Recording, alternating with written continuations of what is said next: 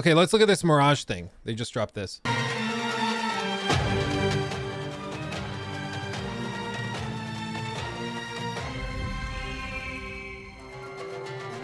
Wait, was he riding an ostrich?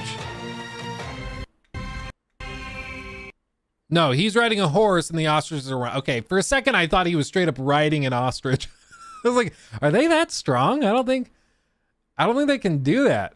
Are these emu? I can't even tell. What's the difference between an ostrich and an emu? They're kind of the same. At least they look the same.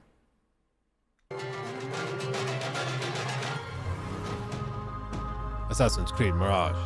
Assassin's Creed Mirage is set in 9th century Baghdad, at a time when the city had grown to become one of the biggest, richest, and most advanced in the world. The Abbasid Empire, the largest of its time, reached from modern Algeria to present-day India. It's also a time of scientific discovery that left a strong impact on our modern cultures. We started our research on Baghdad very early on, and the more we learned, the clearer it became that this city was a perfect setting for our game. At the time, Baghdad was the center of the world, a vibrant, lively city, and one that would make the perfect playground for the aspiring assassins. Rebuilding Baghdad was not going to be an easy task though. Dude, I freaking love seeing these prototypes. And I also low-key really look forward to Ubisoft dev interviews because of their French accents. I just kind of love it.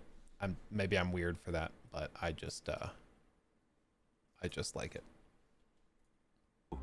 Unlike previous Assassin's Creed games, almost nothing from the time period has survived to the present day.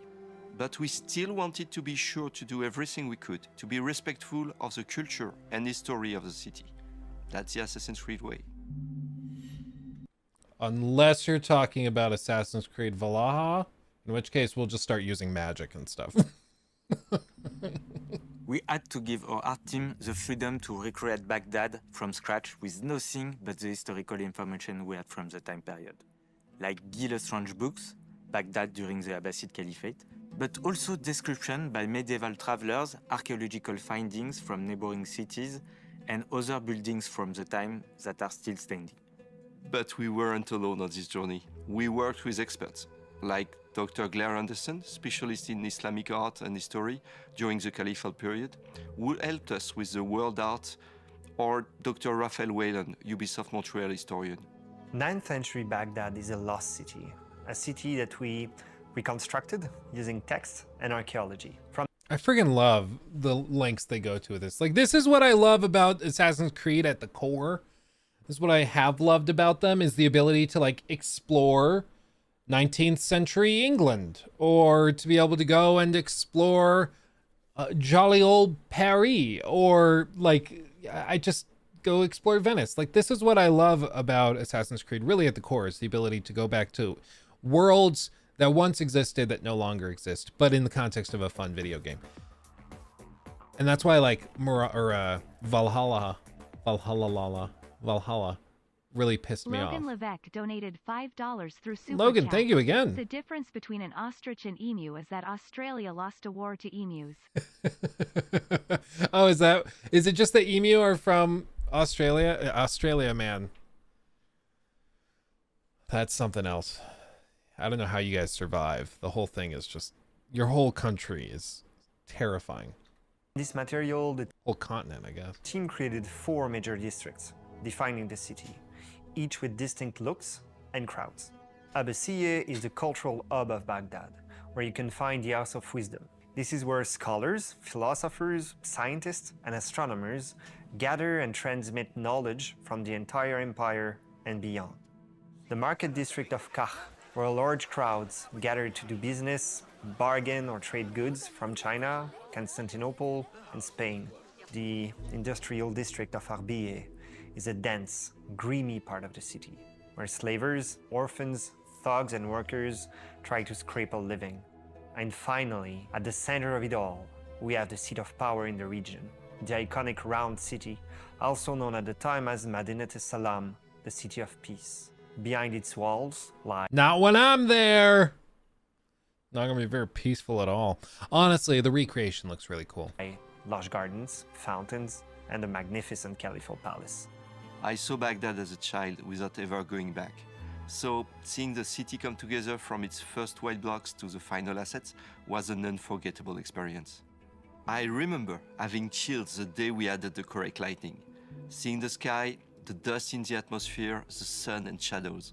That does have to be so cool to just start with like a flat plane and then to add a bunch of white boxes for where the buildings will be, and then to go in and like steadily swap them out with the final versions, and then to finally start putting finishing touches on lighting and atmospheric effects and bloom and all that stuff. It's got to be so just cool to be a part of that process from beginning to end. And if you pay attention, you can even hear the adhan, the Muslim call to prayer as you approach the mosque.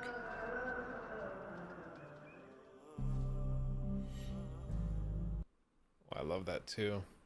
Can you pet the dog? Are there dogs? Can you pet it? We're not just exploring a new setting in the Assassin's Creed universe, we're also going to give players the chance to meet some of the key figures in Baghdad at the time. Authenticity and accuracy are always important to us whenever we deal with real-life historical characters, and it's no different in Mirage. I want to punch a camel.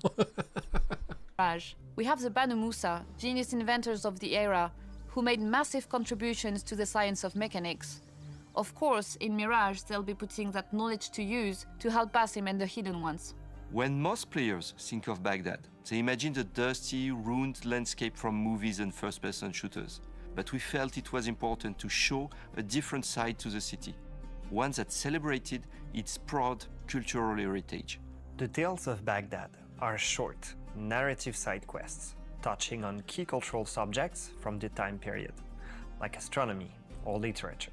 We also created the History of Baghdad feature, designed as a throwback to the original codex from the first Assassin's Creed games. Players will have a chance to explore the game world, to learn more about the people, landmarks, and events essential to Baghdad's history.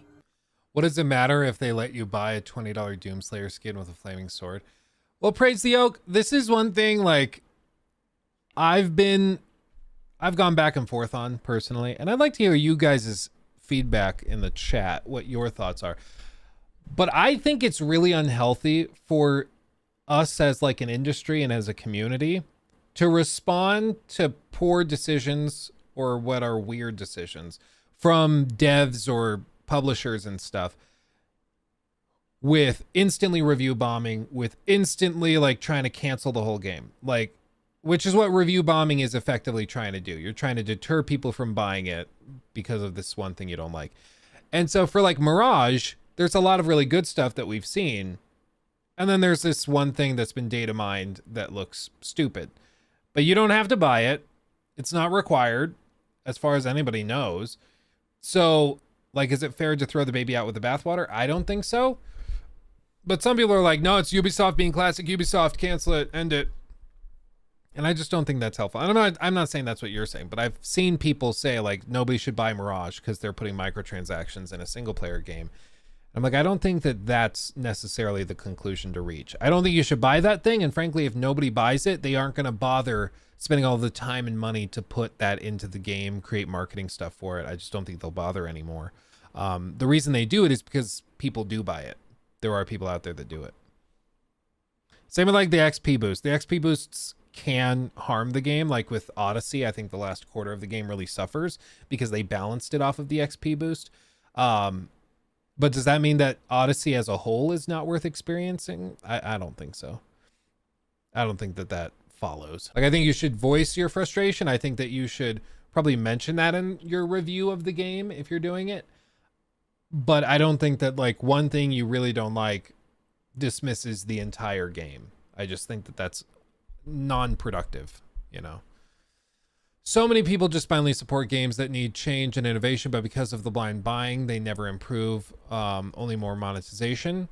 Yeah, that's why you gotta vote with your wallet and also voice your concerns and feedback. I mean, I know it might be like a surprise, but devs do read reviews on like Steam. They do look for feedback in Reddit, like subreddits and stuff. Todd Howard even mentioned, Mr. Todd, he even mentioned back, I think in an interview for Fallout 4 back in the day, he mentioned that he browses the the subreddits for their games frequently. And so he does that to get like inspiration, look for ideas and things. So it's something that does happen. Abraham is now a red flag. Rohan, welcome, my friend. Glad to have you. Thank you so much. Okay, let's continue. It felt important to share the historical knowledge that went into the making of the game and to accompany the player in their discovery of the city. We crafted the content with historians and local experts to help tackle some common cliches about the region and its culture. We're recreating the bustling, urban feel of the original games. Does Todd still hate me?